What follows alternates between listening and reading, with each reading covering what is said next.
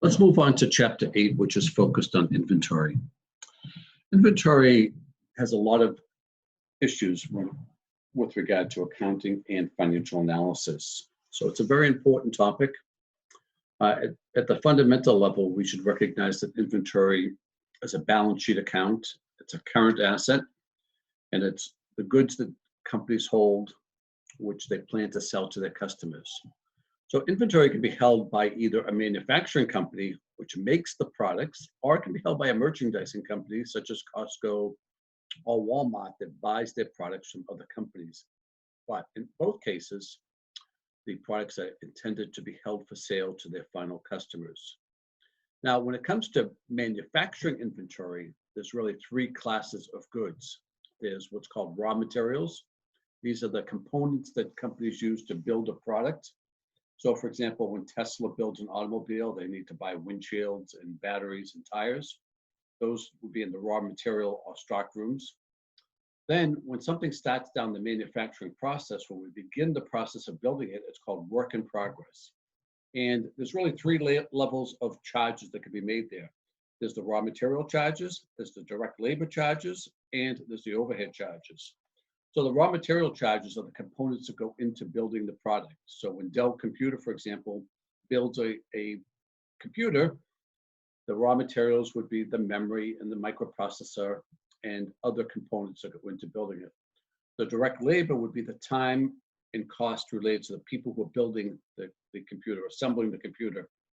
And then, excuse me, then the overhead are all the things that go to support the overall operation. Those can be the factory rent or cost of running the facility, utilities. It can also be the depreciation on equipment. It can be indirect labor such as engineering and quality assurance and so forth. So there's three components in a manufacturing plant. And so there's three components go into work in progress, I'm sorry. And then the third component of inventory is finished goods. And when you compare that to a merchandising company, they only have one aspect of inventory, and that's called finished goods. Because the goods they bring in from their suppliers, they don't add any value to it. They just leave it in their stockroom or on their merchandising floor for sale to their customers. Okay, so one of the things we have to keep in mind about manufacturing inventory is it's a relatively complex and tedious task, but nevertheless very important. And when we think about the cost of inventory, pretty straightforward when it comes to a merchandising company because it's the cost that you're paying your supplier. But when it comes to a manufacturing company, it gets a little more tricky because some costs we can directly trace to the cost object. So we can directly trace direct labor and overhead to the cost object. And we can get a good estimate as to how much it costs. So we look at direct material and direct labor, the costs are known with a high degree of certainty. But when it comes to overhead cost, then there are some issues that come into play. And those issues you'll deal with when you get into cost and managerial accounting. And they're resolved by something called activity-based costing, which is outside the scope of this course, but nevertheless an important issue for everybody to recognize that assigning overhead costs to cost objects and to inventory can be a fairly tricky things, but again, outside the realm of the course of this, but the focus of this course right now. Now, the other thing that comes into play with regard to inventory is how do we value it? What accounting process are we going to use to value inventory? And there's really about 4 different ways that we could do it. We can do specific identification, which means I'm going to track each unit. And we usually do that for big ticket items. So for example, a car dealership would probably use specific identification. Or we can use just an average cost. Average cost by homogeneous products that I'm making, then I just might do an average of the total cost divided by the total output. So we see that a lot in process costing systems. And then the other 2 methods are FIFO or LIFO. FIFO stands for first in, first out, and LIFO stands for last in, last out. I'm sorry, last in, first out. So the thing that all of them are acceptable under generally accepted accounting principles. The key is once you start to use a particular accounting method, then you need to continue to use that to be consistent from year to year.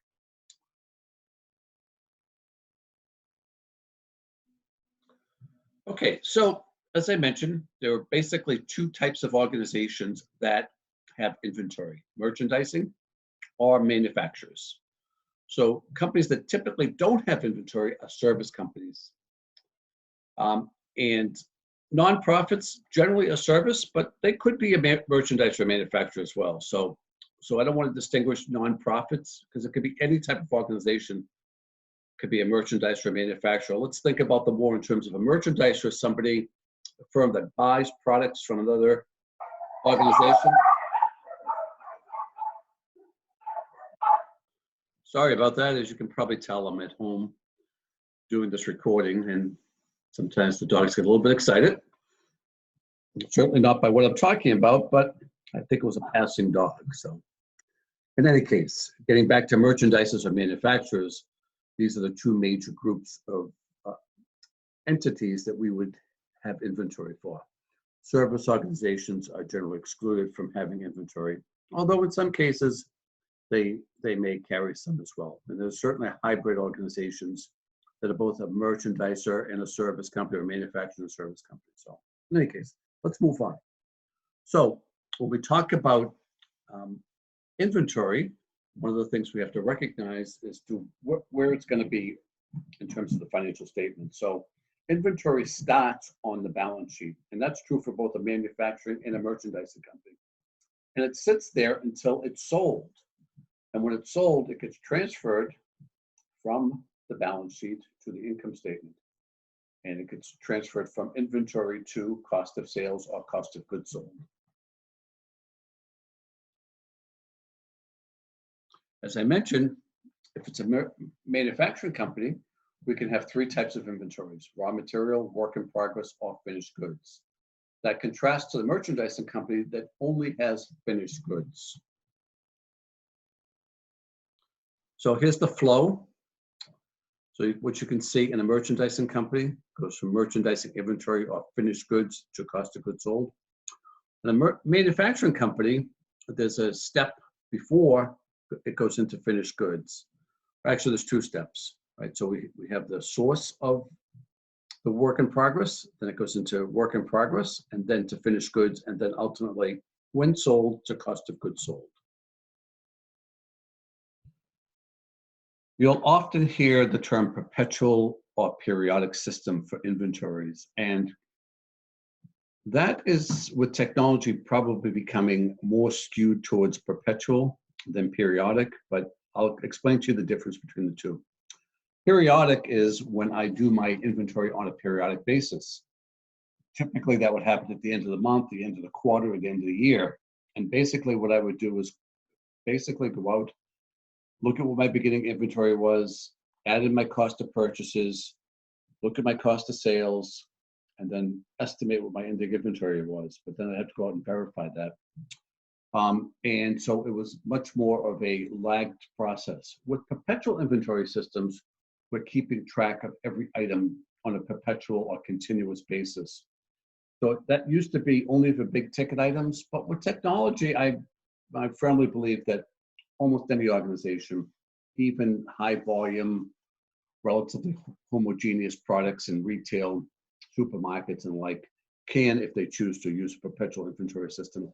So they know on a consistent basis how much inventory they have of each particular item. So I think those terms are probably going to fall by the wayside, because I think with technology, most professionally run organizations are going to have a perpetual inventory system. There's really no need for this idea of periodic as there once was. So one thing that is definitely true, though, is that whether you use perpetual or periodic, you need periodically to check and make sure that your inventory counts are accurate, because things happen.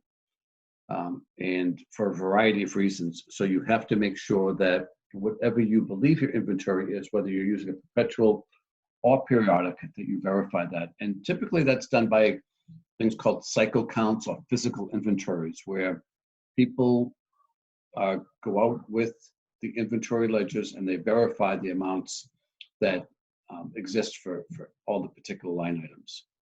And if there's an inventory shortage, then typically that has to be written off in the period that it's recognized or found. So let's look at determining the cost, the goods and the cost included inventory. So one of the things that we have to figure out,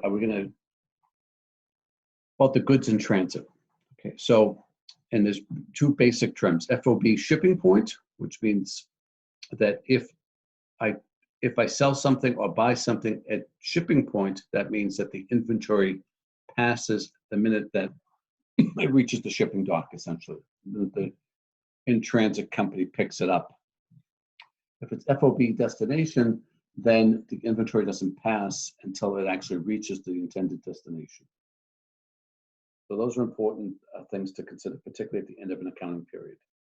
Consigned goods are basically goods that I'm either taking on consignment or allowing somebody to take something on consignment. Basically, what that means is that the original owner retains title.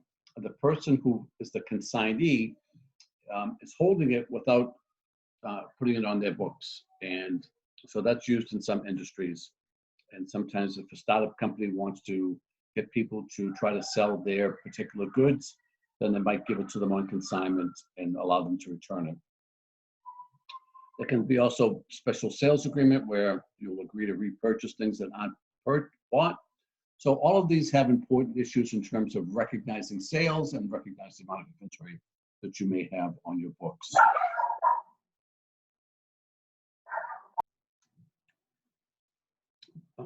In terms of terminology, product cost refers to goods that are in inventory and end up with cost of goods sold. Periodic cost are those things that we immediately expense, selling, general administrative, research and development. So they never flow through inventory, and they always go directly to the income statement when those expenses are incurred. So there are different types of generally accepted accounting methods we could use to classify inventory. Specific identification, where we specifically identify the cost associated with each item. That's often used for big ticket items. If I'm in the construction business, or if I have expensive automobiles, things of that nature, I would specifically identify. FIFO and LIFO are used to either recognize FIFO is first in, first out, and LIFO is last in, first out. This, if there's not a lot of inflation in a particular industry, both methodologies have essentially the same result.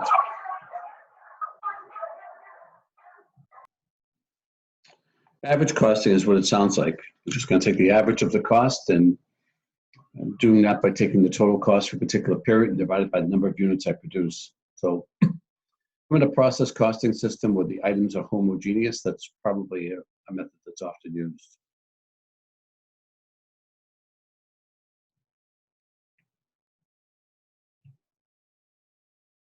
So there is an impact on the financial statements if we have a high degree of inflation or deflation.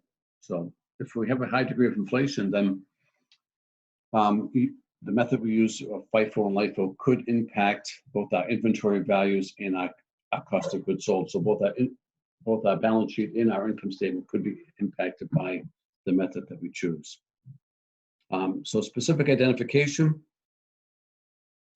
is generally used if there's high cost items. Although with technology, we could probably do it with lower cost items now as well. Average cost is simply taking the total cost divided by the average number of units that we've produced or purchased during the period. And that kind of smooths things out. But again, if there's not a lot of inflation, probably doesn't matter too much. First in, first out. The advantage of that is that it approximates the way goods are actually used and the physical flow of things.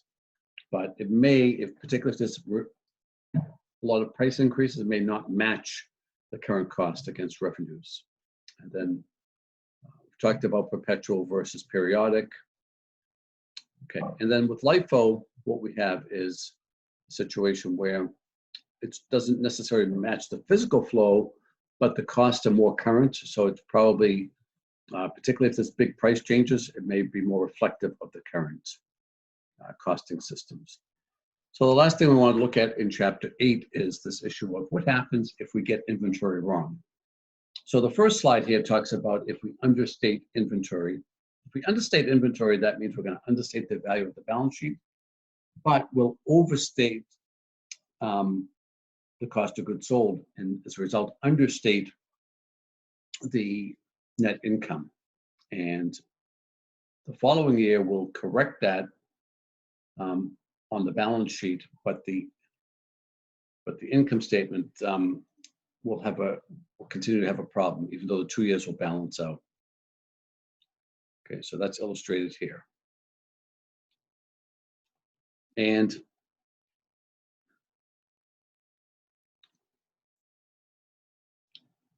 okay, so that's everything in Chapter 8, and we'll move on to the next chapter.